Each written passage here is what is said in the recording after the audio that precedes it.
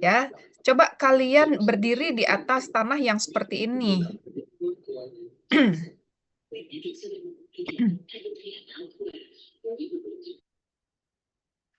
Kalau kalian berdiri di atas tanah yang seperti ini gitu ya, yang ada rasanya seperti apa? Masih banyak tanamannya, organiknya gitu.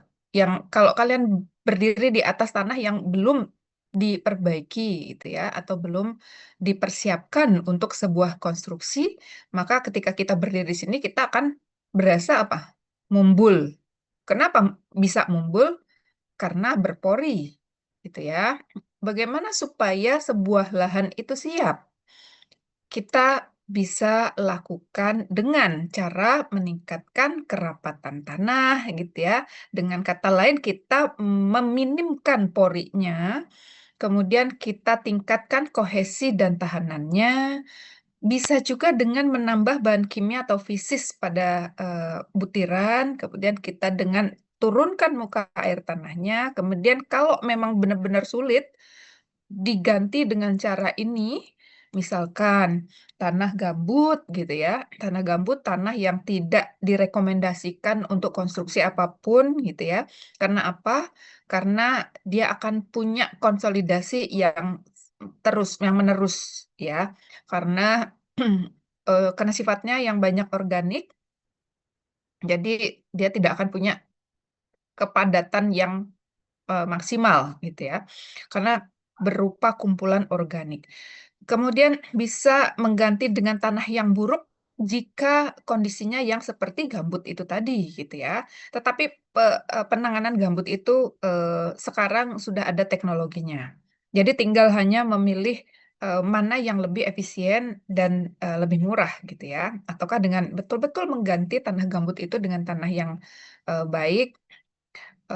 Jadi tanah yang buruk itu dibuang, digantikan replacement atau diberikan perkuatan, misalkan dengan fondasi cerucuk dan lain-lain ya. Nah, sekarang eh, jadi apa itu pemadatan tanah? Pemadatan tanah adalah proses eh, memperbaiki sifat-sifat tanah untuk meningkatkan kepadatan, kekuatan dan kestabilan gitu ya. Jadi eh, pemadatan itu akan penting agar tanah mampu menahan beban.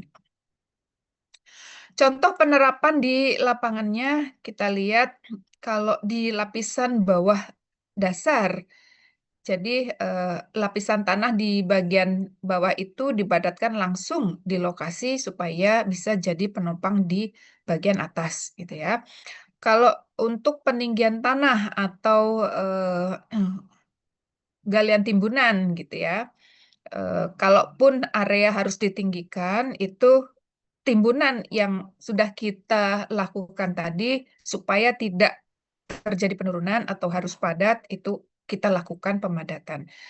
Ataupun pengisian kembali di belakang dinding penahan misalkan, atau juga setelah pekerjaan bawah tanah selesai, seperti pemasangan pipa, gorong-gorong, kemudian harus ditutup kembali galian. Jadi itu juga harus dipadatkan supaya tidak ada rongga ataupun tidak ada penurunan akibat beban yang di atasnya, gitu ya. Nah, kalau kepadatan tanah itu tidak baik, ya misalkan kita sudah melakukan sebuah usaha pemadatan, tetapi tidaklah cukup gitu, maka apa yang akan terjadi? Kalau kita lihat posisi seperti ini misalkan ya, em, kita awalnya di tempat ini baik atau cukup padat gitu ya, tetapi akibat adanya rembesan di sini, maka akan terjadi eh, ruangan yang full berisi air, gitu ya. Maka akan terjadi perlemahan ya di konstruksi di bagian tertentu. Jadi ketika di sebelah sini padat, dia masih mampu menopang apa bangunan seperti ini. Tetapi kalau di sini ada ruang, ya, ini bisa saja kosong karena erosi gitu ya. Dia bisa berupa rongga kosong atau bisa berupa rembesan, maka akan memperlemah dan bisa mengakibatkan kegagalan. Kemudian bisa juga terjadi pengangkatan ya. Jadi akibat tidak merata sebuah kepadatan, jadi ada area yang tidak padat maka bisa menjadi patah ya. Ataupun kalau pada bagian sambungan pipa dan areanya sebelah sini itu mengalami ketidakpadatan dan lambat laun akan membentuk rongga, maka akan berpotensi kerusakan atau patah ya karena adanya beban tanah overburden di atasnya ini. Begitu juga misalkan di wilayah fondasi yang dekat dengan sungai misalkan ya, atau bangunan-bangunan yang dekat dengan sungai yang bisa ataupun mudah tererosi gitu. Jadi kepadatannya ini akan terganggu sehingga bagian-bagian yang rongga yang lebih berongga ini akan mengalami kelemahan ya, akan berdampak pada kerusakan. Termasuk juga pada abutmen jembatan ini juga akan cukup punya potensi yang namanya erosi. Jadi kepadatannya itu berkurang akibat adanya rembesan pada abutmen jembatan gitu sehingga sama membentuk rongga. Entah itu berisi kekosongan ya, entah juga bisa berisi air ya sehingga dia bisa mengalami penggulingan. Dan seterusnya, kalaupun eh, area-area utilitas bawah tanah itu tidak berada pada kepadatan yang semestinya, maka akan bisa menyebabkan tanah itu tidak stabil, gitu ya. Oke, eh, jadi kalau untuk mencapai pemadatan yang baik, yang harus kita lakukan adalah pemilihan tanah timbunannya ataupun metode pemadatannya dan jenis alat pemadatannya, kemudian jumlah lintasannya gitu ya. Nah, kalau jadi beda dengan pemadatan dengan konsolidasi gitu ya. Jadi kalau pemadatan itu adalah usaha yang dilakukan menggunakan beban atau alat pemadat gitu ya. Jadi kalau pemadatan itu bertambahnya berat volume kering tanah akibat pengaruh beban ya, akibat pengaruh beban yang digetarkan atau dipukul berulang gitu ya dan prosesnya berlangsung cepat. Jadi bedanya pemadatan dengan konsolidasi adalah kalau pemadatan terjadi akibat beban ataupun akibat alat ya dan prosesnya sangat cepat karena apa? Karena yang berkurang adalah rongga udara. Ya, jadi tekanan pori yang dihilangkan itu pemadatan. Sementara kalau konsolidasi itu terjadi karena beban yang tetap berlangsung lama dan prosesnya membutuhkan waktu karena apa? Karena bukan angka pori yang memadat ya atau bukan pori yang berisi udara yang hilang, tetapi air pori yang hilang. Ya, bedanya apa? Kalau pemadatan adalah udara yang hilang di pori, sementara kalau konsolidasi yang hilang apa? Tekanan air pori, ya. Ini perbedaannya. Sekarang kita lihat bagaimana cara meningkatkan mutu tanah melalui pemadatan. Jadi tujuan pemadatan itu eh, yaitu untuk menaikkan kuat geser tanah dan memperbaiki daya dukungnya. Seperti tanah yang belum tersentuh tadi, dia punya rongga yang besar gitu ya. Dia punya pori yang belum dimaksimalkan kerapatannya. Kemudian kalau sudah kita padatkan, maka akan eh, mempunyai pori yang sangat minim, butiran itu merapat ya. Sehingga dampaknya apa? Seperti tujuan pemadatan tadi, meningkatkan mutu tanah, memperkecil penurunan atau settlement ya karena padat, maka penurunan juga akan kecil ya. Memperkecil permeabilitas, kemudian mengontrol perubahan volume. Apa itu mengontrol perubahan volume? Jadi kalau tanah yang belum dipadatkan, ketika kemasukan air gitu ya, hujan atau aliran-aliran rembesan gitu, maka ini mudah sekali volumenya berubah. Gitu ya, dari yang seperti ini dia akan menjadi seperti ini. Jadi dari butiran yang berada di sini, ini ya belum dipadatkan ya, maka ketika ada penambahan kadar air, dia akan mudah berkembang naik ke atas, gitu ya. Sementara kalau tanah yang dipadatkan, ini volumenya bisa stabil, bisa tetap di sini karena apa? Karena air akan menjadi sulit lewat, gitu ya. Jadi hubungannya adalah ini dengan ini.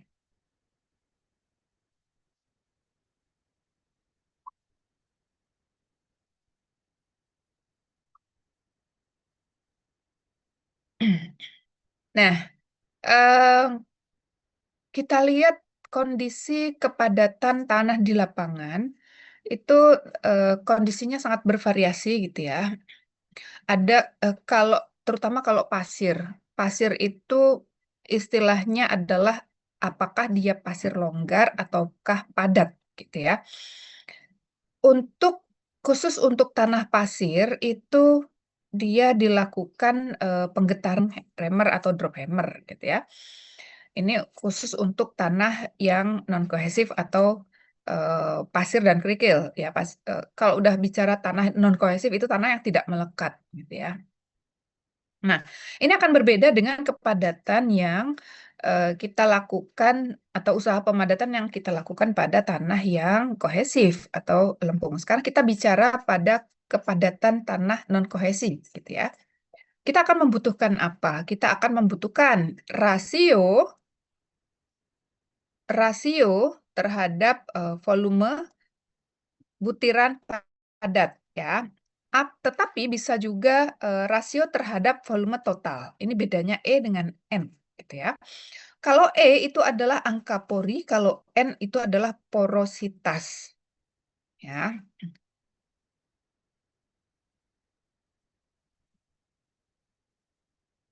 Nah, untuk menentukan porositas ataupun angka pori dari sebuah pasir, kita bisa menggunakan alat uji tabung silinder seperti ini, sehingga akan kita hitung menggunakan rumus ini, gitu ya.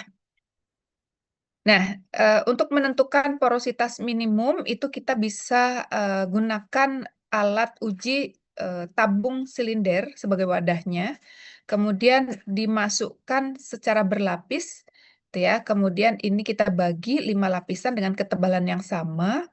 Setiap lapisan diberi air secukupnya, kemudian diketuk dengan palu penggetar, eh, biasanya 30 kali per lapisan. Kemudian kita dapatkan rumus atau kita masukkan rumus di sini, gitu ya, sehingga kita dapatkan E minusnya, E minnya, atau angka pori terkecilnya, gitu ya. Jadi kalau pasir itu hubungannya adalah kerapatan atau kepadatan relatif atau DR ya, relative density.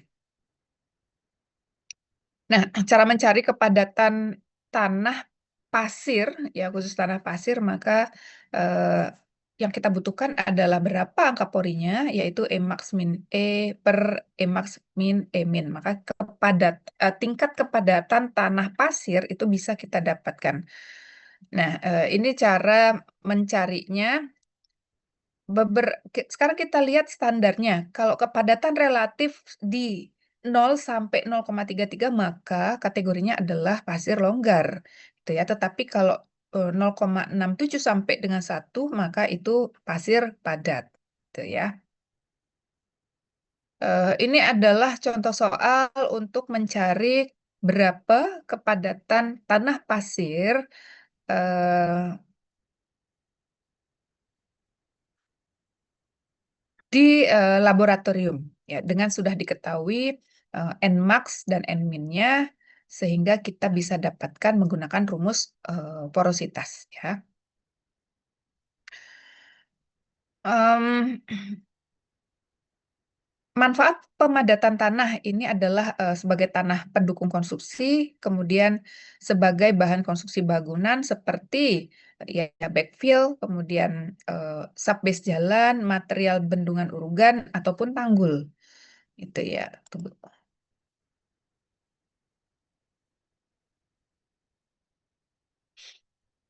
Oke, ini perbedaan konsolidasi dan pemadatan. Ini juga sama, masih perbedaan ya. Ini masih Ibu tambahkan tabel pembeda. Sekarang kita lari ke pemadatannya. Jadi pemadatan itu adalah proses menaikkan berat volume tanah dengan cara mendesak dengan energi mekanis. Ya, supaya partikel lebih solid dan merapat dan saling kompak mengunci dan saling mengisi rongga pada massa tanah. Ya. Tujuan pemadatan ini ya seperti tadi termasuk pada mengurangi potensi likuifaksi, gitu ya.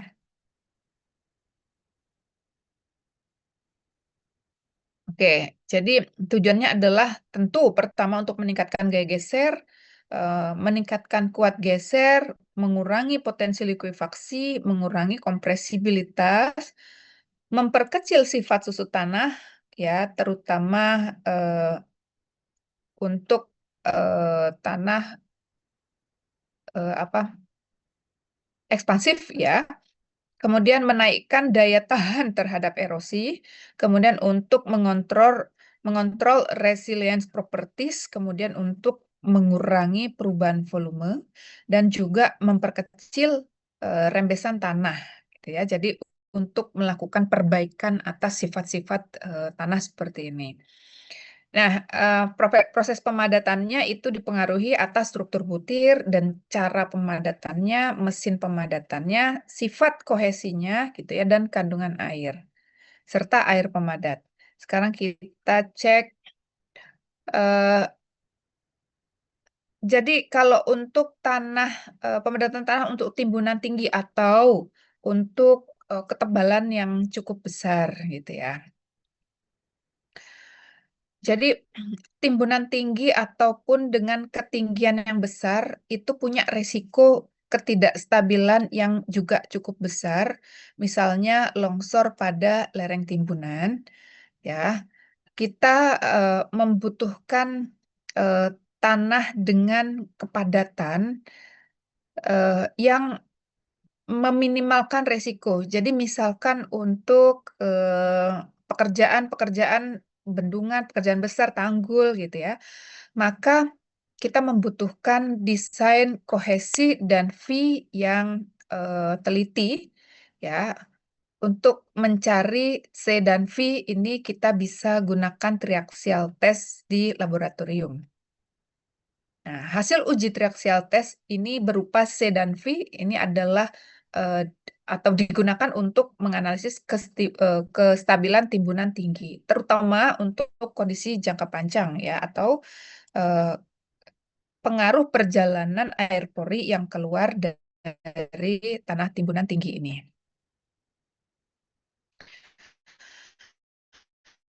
Termasuk juga untuk jadi kalau untuk dam itu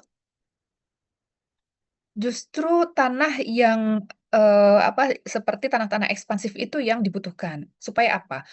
Kalau dam itu fungsinya adalah supaya air tidak merembes dengan mudah gitu ya. Jadi fungsinya adalah menahan rembesan itu. Beda sama kalau kita tujuannya adalah untuk membuat tanah itu menjadi lebih kuat terhadap daya dukung fondasi gitu ya. Sementara kalau dam ataupun bendungan ini fungsinya adalah supaya bisa menahan air ataupun menahan rembesan ya. Nah, pemadatan pada berbagai jenis tanah ini effortnya beda-beda gitu ya. Kalau tanah granuler ataupun pasir kerikil ini lebih mudah dipadatkan dibanding tanah berbutir halus, gitu ya. Jadi pemadatan pada tanah pasir dan kerikil ini akan meningkatkan kuat geser yang cukup besar. Nah, untuk pasir dan kerikil sendiri ini hampir tidak ada perubahan volume ya, dia relatif kecil. Kemudian eh, meskipun dipadatkan, permeabilitasnya tuh hampir tidak berubah, gitu ya. Nah, kalau lanau beda lagi. Pelanau itu bisa meningkatkan kekuatan geser yang cukup tinggi. Kemudian dia bisa berubah volume yang lebih besar daripada si pasir, gitu ya. Tetapi kalau tanah lempung atau murni lempung, terutama kalau lempungnya jenuh, ini adalah batas kadar air, gitu ya. Dan ini adalah berat volume keringnya. Nah, ini adalah batas kadar air yang paling jenuh, atau ini garis lurus miring ini adalah tanah yang semua porinya sudah kemasukan air, gitu ya. Jadi pemadakatan kita tidak akan berada pada area ini, pada area di atasnya garis miring ini atau di atas zero air void ini. Nah, kenapa bisa terbentuk kurva seperti ini?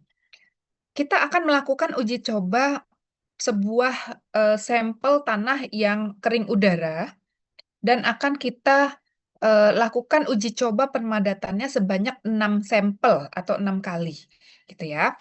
6 sampel itu pertama-tama airnya misalkan sedikit 100 cc, gitu ya. Air 100 cc kita tambahkan pada atau kita campurkan pada satu sampel tanah, kemudian kita lakukan usaha pemadatan, gitu ya. Nah, Kak, pertama akan muncul titik di sini. Kemudian sampel berikutnya, tanah dengan kering udara kita campurkan dengan air 200 cc. Kalau tadi 100 cc kering, sekarang 200 cc, lebih basah ya. Maka titiknya ada di sini. Ya, ini W-nya bertambah. Kemudian ditambahkan lagi air. Oke, W-nya 300 cc.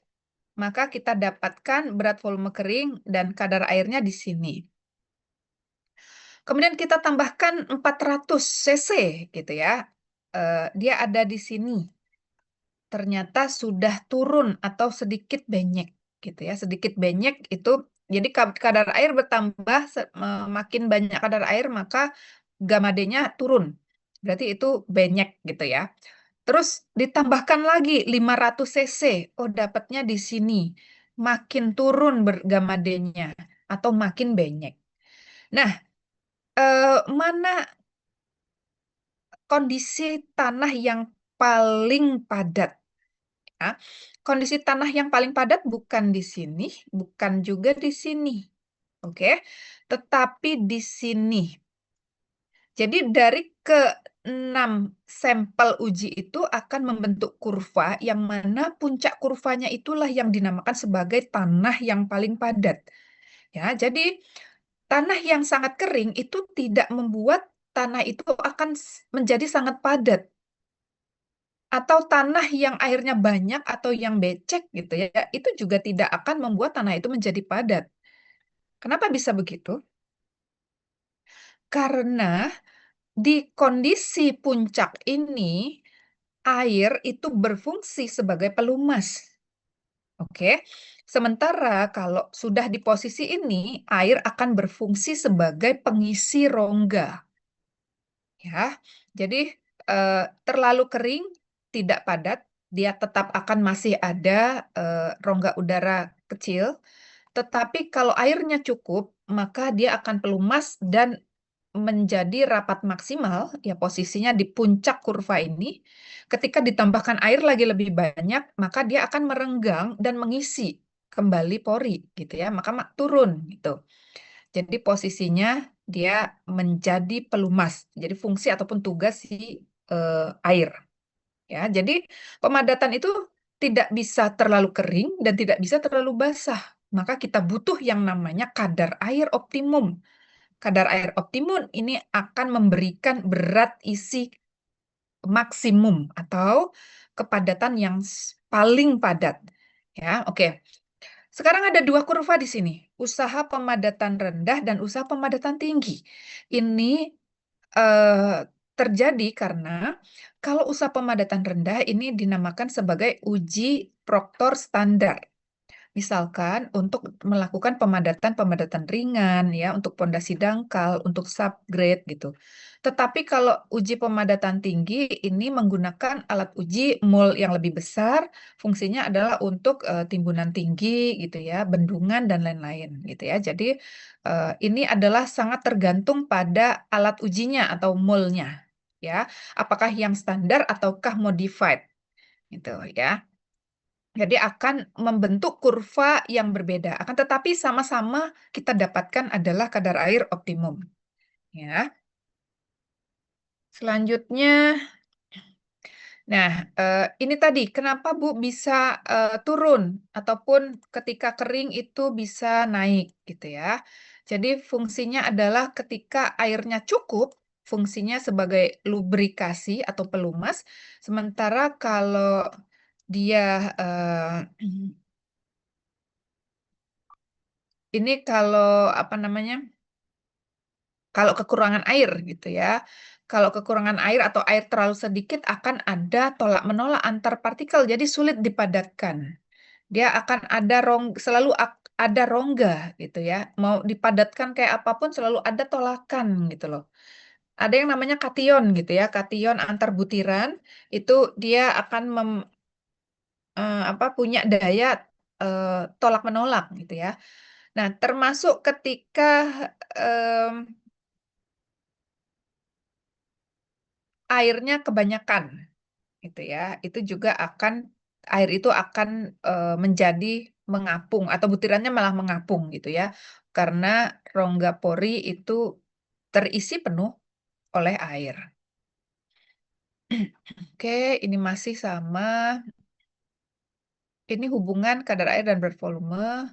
Oke, sekarang uji pemadatan itu ada dua, yaitu uji di lab dan uji di lapangan. Seperti apa uji di lapangan? Uji di lapangan nanti praktikum ada yang namanya sand contest ya atau kerucut pasir. Kemudian ada balon densometer dan ada juga nuklir gauge ya. Ini uji lapangan.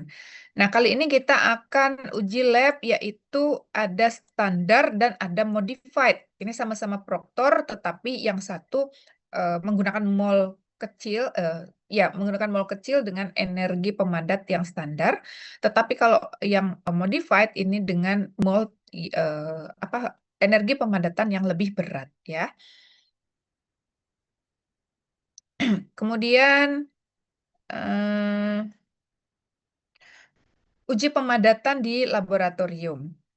Nah, alatnya adalah terdiri atas beberapa seperti ini adalah mol standar ya. Sementara kalau mol modified itu lebih besar ataupun lebih lebar. Kalau ini 4 inci, sebentar. Ini sangat berantakan ya. Kalau standar oh sorry, ini modified ya. Kalau standar itu 4 inci, ini lebih kecil molnya. Sementara kalau yang modified itu 6 inci atau lebih lebar atau lebih besar. Begitu juga dengan pemukulnya. Pemukulnya itu kalau standar lebih pendek dan lebih ringan, sementara kalau pemukul yang modified itu lebih panjang dan lebih berat, ya. Nah, ini hasil sampel yang sudah dipadatkan dalam mol. Kemudian ditimbang dan diukur berapa kadar airnya. Ya, ini eh, ditemukan oleh Proctor 1933. Oke, sekarang perbedaan daripada alat uji standar dan modifikasi, gitu ya. Ada 3 macam atau 3 jenis. Kalau yang standar kita lihat tinggi jatuh hammernya itu 12 in gitu ya. Sementara kalau yang modifikasi, modifikasi itu ada 2. Jadi modifikasi dengan mol yang besar, ada modifikasi dengan mol yang kecil. Jadi dia tetap menggunakan mol kecil hanya pakai pemadatan yang standar, yang modified gitu ya. Nah ini yang di kolom kedua ini. Jadi eh, molnya sama-sama kecil, tetapi palu pemadatnya atau palu hammernya itu yang berbeda. Tetapi ada juga proktor dengan volume besar. Jadi yang membedakan apa? Yang membedakan jumlah pukulan. Ya, kalau standar itu per 3 lapisan pukulannya 25 kali, tetapi kalau modifikasi 5 lapisan 25 kali. Tetapi kalau pakai mol yang besar ini, kita bagi 5 lapis dengan 56 kali pukulan per lapisannya. Gitu ya. Ini perbedaan alat proktornya saja. Bagaimana cara melakukan pengujian proktor ini?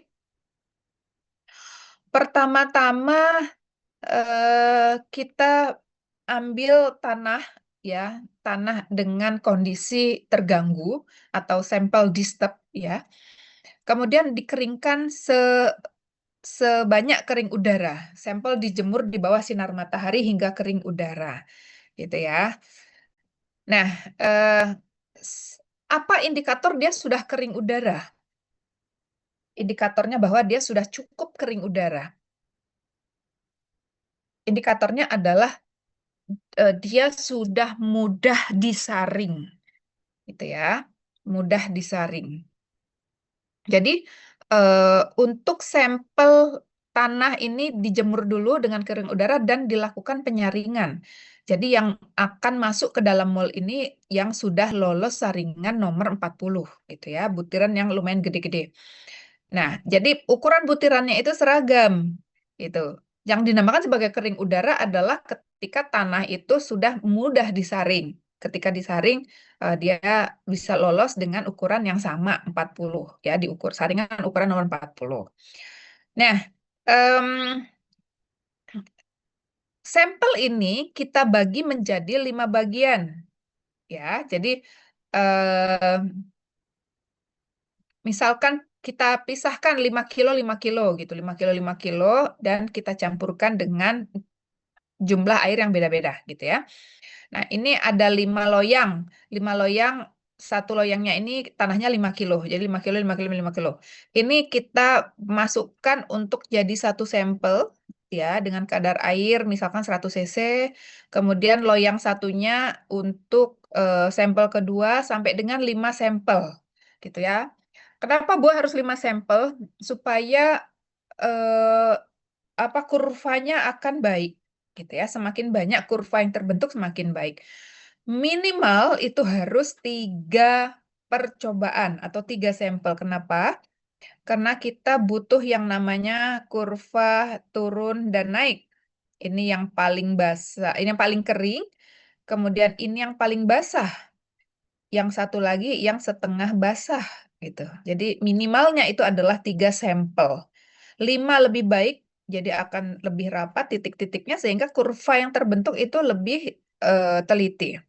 Ya, jadi pertama-tama dimasukkan ke dalam mol bagian bawah dulu. Jadi mol itu ada 2 bagian ya, ada bagian bawah, ada lagi bagian atas penutup bantu ya, penutup bantu. Jadi ini yang bagian bawah, ini yang bagian atas ya. Nah, ini lapisan pertama ditumbuk 25 kali. Sudah 25 kali, lapisan kedua masuk lagi ditumbuk 25 kali. Setelah itu lapisan ketiga dipenuhi sampai atas pakai mol bantuan ini, tumbuk lagi 25 kali. Setelah itu mol ini dibuka dan ini hasilnya seperti ini ya. Kemudian diratakan dengan pisau. Jadi hanya tinggal mol bawah aja. Jadi mol atas itu hanya mol bantu gitu ya. Nah, setelah itu molnya ini ditimbang ya dan dikeluarkan dari mol menggunakan extruder, kemudian diukur berapa kadar airnya. Jadi hubungannya adalah berat sampel dan kita ukur kadar airnya atau kita ambil sampelnya dan di oven, gitu ya. Nah, sama ini adalah eh, ilustrasi pengujian pemadatan. Jadi tanah dibagi menjadi 3 layer. Satu layer ini 25 kali pukulan untuk pemadatan standar. Ya, setelah sudah 25 kali tambah lagi layer kedua dan tambah lagi layer ketiga baru atasnya diratakan. Nah, eh, em, prosedur pengujiannya, prosedur pengambilan sampelnya itu ya tanah diambil dalam kondisi terganggu ya. Terganggu terganggu itu seperti apa? Terganggu itu diambil dengan cangkul gitu ya, dalam karung. Tetapi kalau yang tidak terganggu itu diambil menggunakan tabung. Ya, tabung dengan hanya ditekan gitu, bukan dipukul ya. Nah, ini jadi kondisi tanah yang terganggu atau sampel terganggu, kemudian dijemur sampai dengan bisa disaring, gitu ya. Jadi ukuran kering udara itu adalah mudah disaring, disaring dengan ukuran saringan nomor 4. Jadi ini ada bagian yang lumayan agak gede-gede gitu ya, karena nomor 4 itu bukan halus, dia lumayan kasar. Kemudian dibuatkan 4 sampel, masukkan dalam 5 mol ya, masukkan dalam 5 mol. 5 mol ini jadi satu per satu. Kemudian didapatkanlah kurva seperti ini. Kurva ini didapatkan dari berapa percobaan ini? 1, 2, 3, 4, 5 ya. Oke, kalau yang kurva kecil ini berdasarkan alat uji apa? Proktor standar. Kalau kurva yang besar ini proktor modifikasi ya.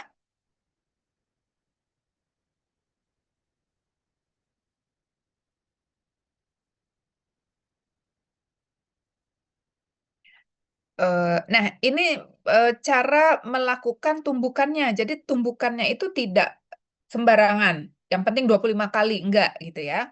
Jadi per lapis itu metode pemukulannya itu memutar, tetapi ada yang namanya apa namanya beririsan gitu ya.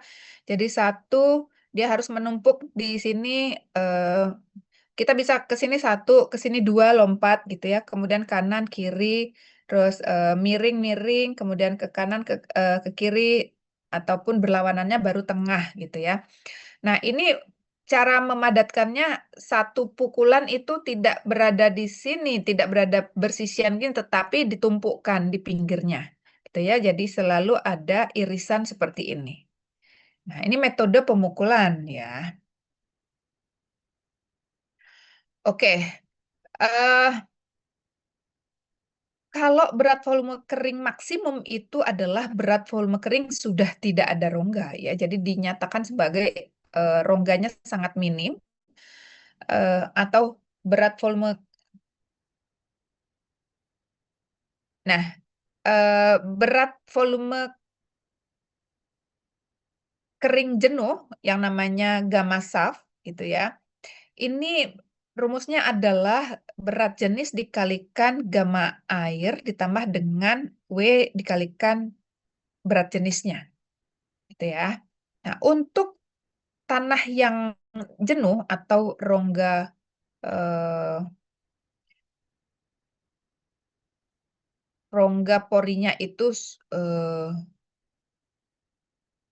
sudah dipenuhi air atau yang namanya saturated gitu ya, yang sangat jenuh, maka S-nya akan 1 ya.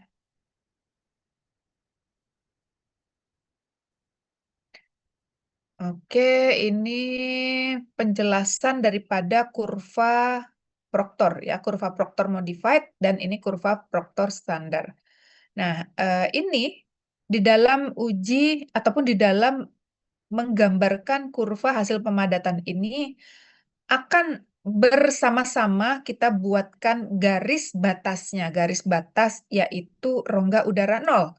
Jadi di sini selalu ada batas ya, batas ketika rongga itu sudah tidak ada. Rongga udara nol. Jadi kalau misalkan ada titik pengujian berada di sini berarti itu keliru gitu ya. Ini adalah batas kontrol gitu, rongga udara nol. Atau yang dinamakan Zero Air Void Lines atau ZAV.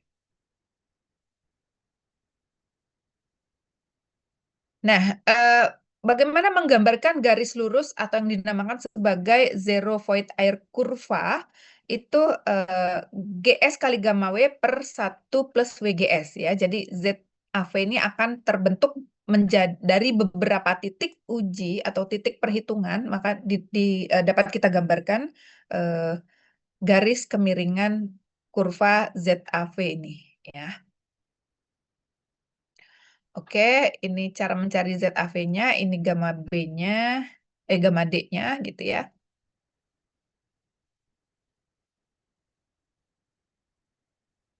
Nah, kita lihat, eh, kita ambil sebuah kurva dari sebuah standar Proctor gitu. Nah, ini didapatkan ataupun titik-titik ini ya, misalkan di sini ketemunya di sini dan di sini itu didapatkan dari gamma ZAV ini. Kemudian kalau ini titik-titik ini didapatkan dari gamma gamma D maksimum, gamma D maksimum adalah ini dan W optimum gitu ya. Jadi titik-titik ini dapat kurvanya dan kita gambarkan. Jadi ada dua kurva gamma D dan kurva gamma ZAV ya. Oke, sekarang kita lihat ada sebuah soal seperti ini.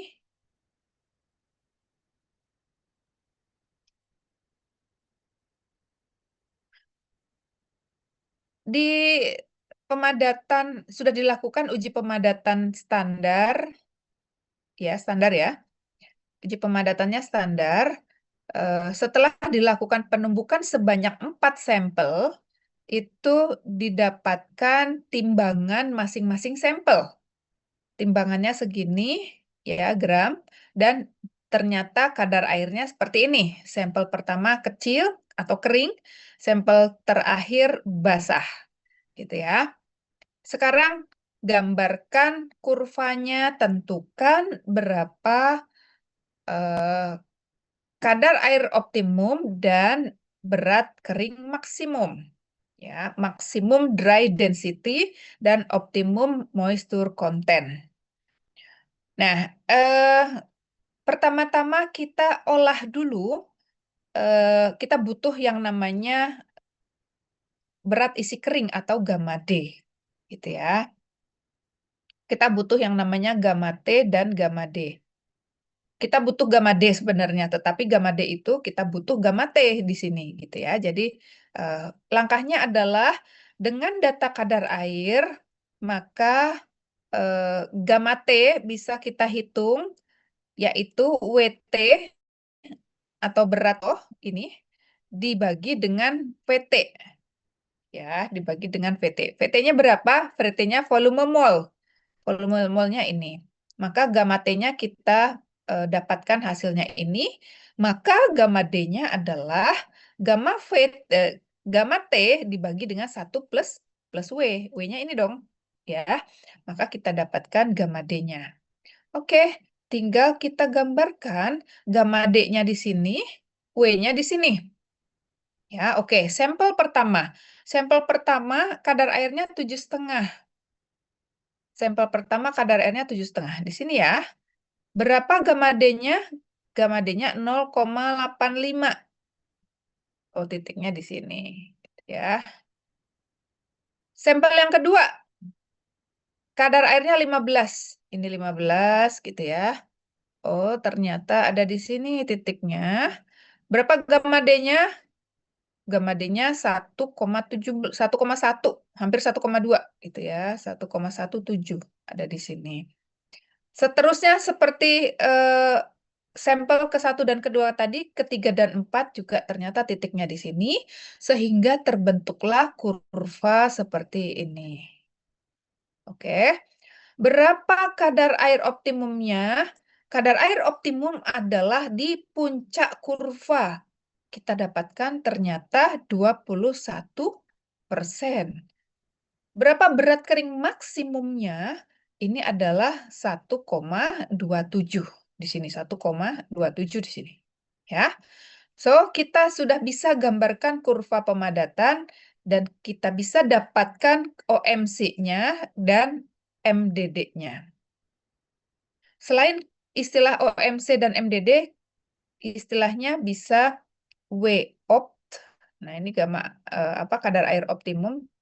Jadi bisa WOP atau OMC. Ini sama aja. Kalian akan familiar dengan istilah ini. Gamma, Kalau yang ini atau berat isi kering istilahnya adalah gamma D max atau MDD gitu ya. Sama ya. Jadi kalian akan familiar dengan istilah OMC, MDD atau gamma D max atau W optimum sama. Oke, ini simpelnya, tetapi Ibu jabarkan eh, perhitungan per tahapannya ya di sini. Oke, sebentar.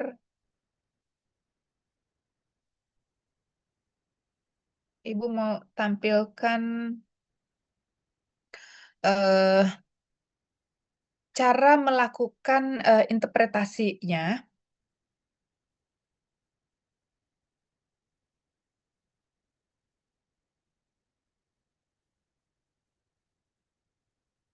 Oke, ini jadi di modul ataupun PPT yang satu lagi sama aja ya rangkuman daripada tahapan pengujiannya, kemudian penggambaran kurvanya, dan bagaimana melakukan interpretasinya. Sekarang kita lihat di sini. eh, Interpretasi dari hasil uji standar Proctor ataupun modified Proctor itu eh, cek OMC-nya atau W optimumnya. Jadi kalau kadar air sudah eh, mencapai berat isi kering maksimum, maka eh, kadar air itu yang akan kita pakai sebagai target di lapangannya supaya kondisinya efektif sangat padat, gitu ya. Jadi eh, kondisi sekian persen air atau kadar air sekian persen itu yang akan menjadi patokan ya sebagai kadar air terpadat. Kemudian gamma Dmax atau berat isi kering maksimum ini adalah berat isi kering tertinggi yang dapat dicapai pada energi tertentu. Ini untuk menjadi acuan kontrol kualitas pemadatan di lapangan. Kemudian energi pemadatan ini jadi kita pakai energi yang kecil atau energi yang besar. Kalau energi yang kecil ini pemadatan standar. Kalau energi yang besar yang modifikasi. Ya, Eh, misalkan kita akan melakukan pengujian pemadatan, tetapi kebutuhannya untuk apa timbunan ringan gitu ya atau subgrade jalan kelas 2 gitu. Nah, maka kita akan gunakan energi yang kecil, yang standar, yang tidak modifikasi gitu ya. Nah, bagaimana hasil uji proktor itu bisa dipengaruhi? Dia akan sangat dipengaruhi oleh jenis tanah gitu ya. Energi pemadatannya apakah pakai yang proktor atau standar, metode pemadatannya, ya. Metode pemadatan itu kalau yang standar 25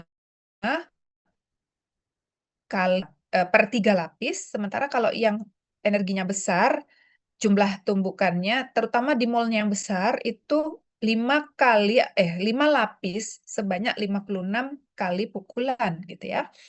Kemudian tergantung juga volume cetakannya dan kadar air awal atau kepadatan awal sampel. Ini juga pengaruh pada kurva pemadatan.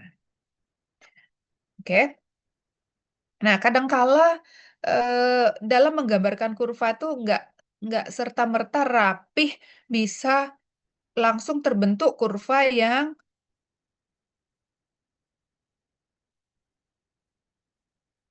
Nah, kadangkala tidak terbentuk kurva yang rapi seperti ini, realnya. Realnya kalau ini rapih gitu ya, bentuknya kurva seperti ini. Tetapi seringkali kurvanya begini. Jadi ada dua puncak kurva. Maka area ini dinamakan sebagai area error atau kesalahan ya. Banyak faktor kenapa bisa seperti ini. Kesalahan dalam mencampur gitu ya. Jadi tidak nanti kalau kalian praktikum pemadatan bentuk kurvanya itu ada yang tidak tidak halus atau tidak rapih seperti ini, gitu ya. Bu, kenapa bisa begini?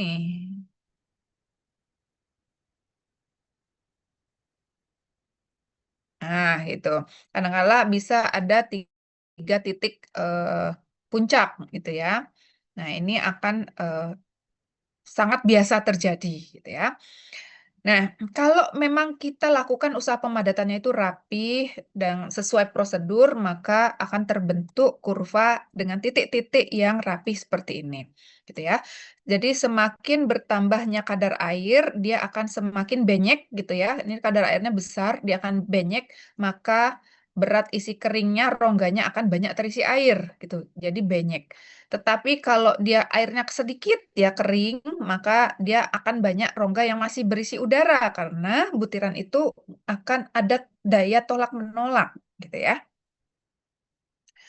Nah, yang tepat adalah ketika airnya cukup. Air yang cukup itu seperti apa? Air yang cukup itu berada pada kurva tertinggi, dinamakan gamma Dmax, maka ini airnya cukup atau OMC atau optimum. Gitu ya. Oh, didapatkan ternyata di 16%.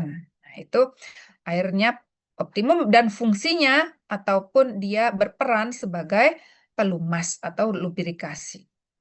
Ya. Oke, ini tadi cara menentukan eh, menentukan kurva dan didapatkan OMC dan gamma Dmax-nya, ya.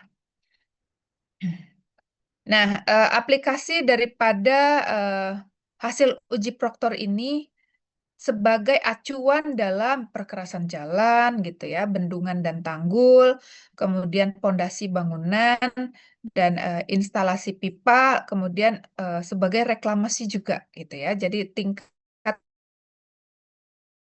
kepadatan akan menggunakan OMC dan gamma Dmax gitu ya. Nah, kalau ini kita bisa gunakan proktor standar, tapi kalau bendungan dan tanggul ini modified ya, standar modified. Kalau pondasi bangunan tergantung apakah high rise building gitu ya. Kalau high rise building modified pakainya, termasuk reklamasi gitu ya. Nah, dalam menginterpretasi sebuah hasil uji proktor, ini kita harus jeli gitu ya sebagai engineer, apakah eh, hasil uji yang kita dapatkan itu bisa akurat. Kadangkala misalkan kadar airnya tidak akurat, apa yang akan terjadi? Nilai OMC-nya tidak tepat, gamma Dmax-nya tidak tepat. Ya, jadi harus dilakukan dengan benar. Atau jumlah tumbukan yang tidak sesuai, misalkan lupa hitung Bu, udah berapa ya tadi gitu misalkan. Jadi yang ada apa? Energinya tidak sesuai standar. Walhasil apa? Walhasil beratnya jadi beda, ya yang harusnya cukup pukulan yang bisa berlebih ataupun bisa kurang ya gara-gara jumlah tumbukan tidak eh, hasil dari kurva itu tidak tepat gitu ya. Kemudian tanah tidak disaring dulu, tidak lolos saringan nomor 4. Distribusinya tidak representatif. Dia harus sama gitu ya, ukurannya harus sama, bukan ukuran butiran ya, ukuran eh, bentukan tanah tadi. Atau cetakan itu tidak bersih atau agak rusak gitu. Nah, volumenya yang tidak akurat gitu. Kemudian pencatatannya tidak lengkap. Nah, ini akan sulit direplikasi. Jadi direplikasinya akan beda-beda terus datanya, padahal nggak bisa begitu gitu ya.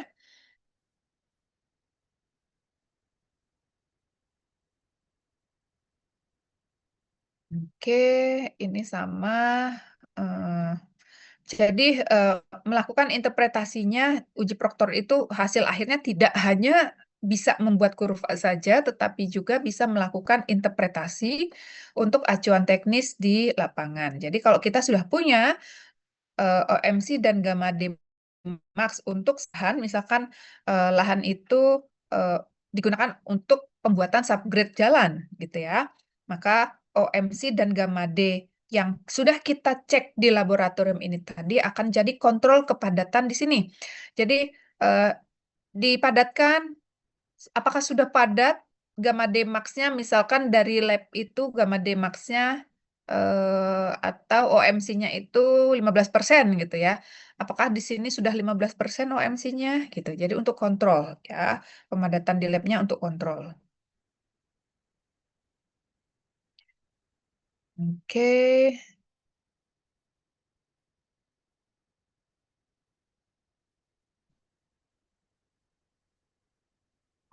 ini sama. Oke, sampai sini ada yang ingin tanyakan?